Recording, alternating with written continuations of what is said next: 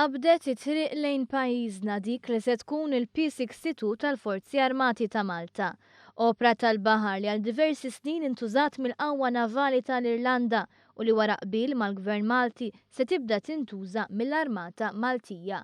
L-għotja ta' din il-Patrol Boat bl-isem ta' Ellife hija parti minn ftehim biex tissaħħaħ il-kooperazzjoni dwar id-difiża bejn iż-żewġ naħat.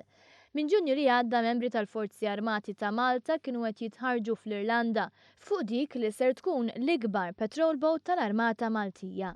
L-għanu li din il-patrol boat tkun kruċjali f'operazzjonijiet fuq il-baħar fosthom is-salvataġġ tal-immigranti.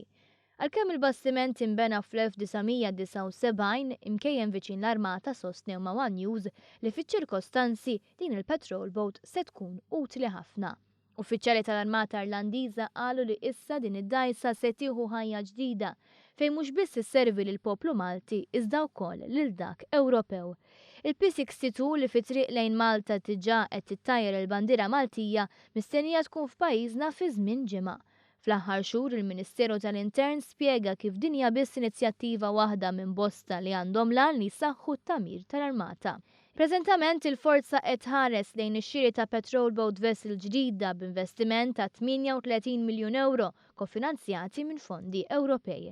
Dan il-proċess diġà beda u fix-xhur li ġejjin se tinħareġ sejħa għall-offerti. Fost oħrajn hemm ukoll investiment li saru qed isir f'helikopters ġodda.